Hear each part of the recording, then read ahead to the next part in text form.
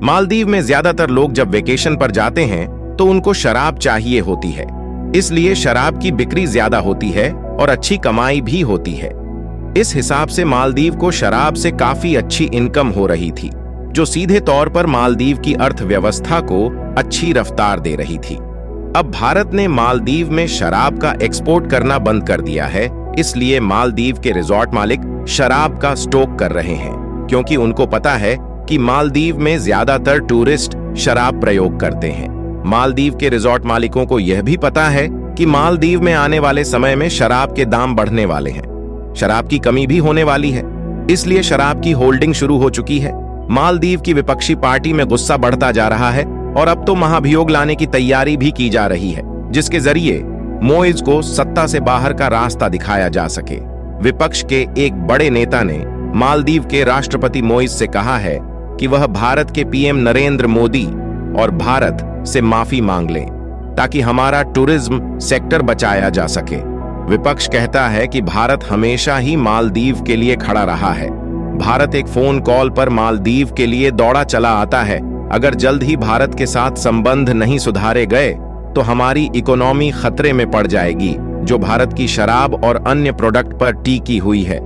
अगर भारत शराब export ban रखेगा तो शराब को लेकर पड़ोसी देशों से मालदीव में स्मगलिंग बढ़ेगी, जो आगे चलकर आतंक का रूप लेगी, जिससे भारत तो क्या अन्य देशों के टूरिस्ट भी मालदीव की तरफ आना छोड़ देंगे। इनकी अकड़ अब इंडिया के सामने ज्यादा टिकने वाली नहीं है। पूरी डेवलपमेंट क्या है, इस वीडियो में समझते हैं। भारत के द्वारा मालदीव के खिलाफ लिए गए इस एक्शन के लिए वीडियो को एक लाइक करके चैनल को सब्सक्राइब जरूर करें। मालदीव के अधिकारियों का कहना है कि शराब के अवैध कारोबार से मालदीव की सरकार को मिलने वाला टैक्स खत्म हो जाएगा। बता दें कि मालदीव एक इस्लामिक देश है, इसलिए यहाँ शराब सिर्फ टूरिस्ट आइलैंड के लिए इंपोर्ट की जाती है। देश के बाकी हिस्सों में शराब का सेवन करना इस्लाम के खिलाफ है, इसलिए मालदीव किसी भी इस्लामिक कंट्री से शराब इंपोर्ट नहीं कर सकता। मिडिल ईस्ट की सभी मुस्लिम कंट्री हो में भी शराब पीने की इजाजत इस्लामिक कानून नहीं देता है। मालदीव की इकोनॉमी का डाउनफॉल देखकर अफरा तफरी मची हुई है। देर रात जब सांसद लात घूंसे चलाकर वापस अपने घरों को लौट रहे थे तो उन्हीं में से एक सत्ता दल की महिला सांसद स्कूटी पर बैठकर जा रही थी। उस पर जाते जाते भी लात घूंसे बरसाए और उसे पकड़कर पीटा भी गया। हालांकि वहां पर सुरक्षा कर्मी थे जिन्होंने उसे बचाने की पूरी कोशिश की। लेकिन अगर आप सोच रहे हैं कि सब कुछ खत्म हो गया है तो आप बिल्कुल गलत हैं, क्योंकि अभी तो मामले की असल में शुरुआत हुई है। मालदीव लगता है मौजू के कानों तक लावारिसों की आवाज पहुंचने लगी चल रहे हैं। बहुत जल्द मौजू के होश ठिकाने आने वाले हैं, क्योंकि दुनिया में इंडिया से बड़ा एक्सपोर्टर कोई नहीं है। एमडीपी के संसदीय दल के उपनेता अनवर हुसैन ने द हिंदू से कहा, राष्ट्रपति मोहम्मद मौजू हिंद महासागर क्षेत्र को अपनी नीतियों के कारण खतरे में डाल रहे हैं। वह सेना की मदद और पैसे का इस्तेमाल कर देश की संसद को सही आरएचजी से चलने नहीं दे रहे हैं। उन्होंने कहा, हम भूगोल को नहीं बदल सकते, हम चीन को उठाकर मालदीव के करीब नहीं ला सकते। भारत हमारा सबसे करीबी पड़ोसी देश, दोस्त और परिवार है, फिर चाहे दवा हो या खाना। हम भारत के बिना नहीं रह सकते। हम शांति से इसलिए रह पाते हैं क्योंकि भारत पड़ोसियों को पहले रखने की नीति पर चलता है। 80 सदस्यों वाली मालदीव की संसद में एमडीपी के पास 42 सीटें हैं। एमडीपी को 13 सीटों वाले डेमोक्रेट्स का भी समर्थन मिला है।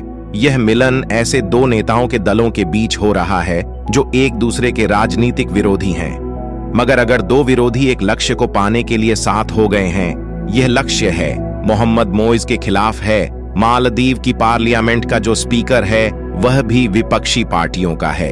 ऐसे में अगर महाभियोग के दौरान टाई होता है या वोट की कमी लगती है तो स्पीकर खुद भी वोट डाल सकता है।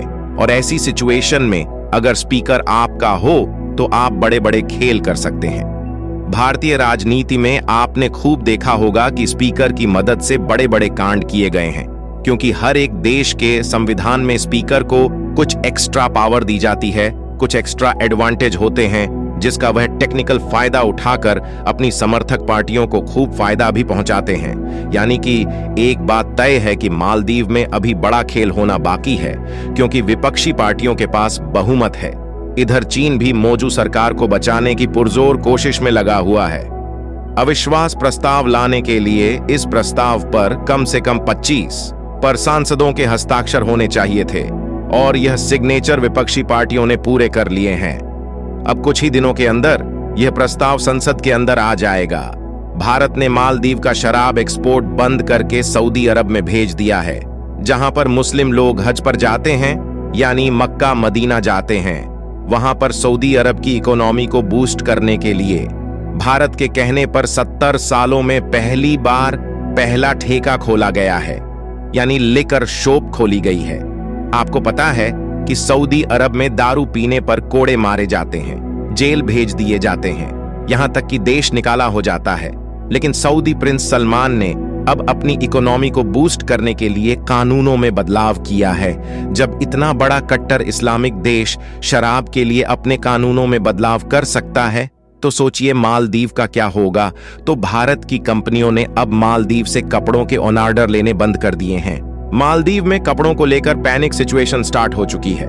लोग सुपरमार्केट में जा रहे हैं, लोग कपड़े जल्दी जल्दी परचेज कर रहे हैं और स्टॉक कर रहे हैं।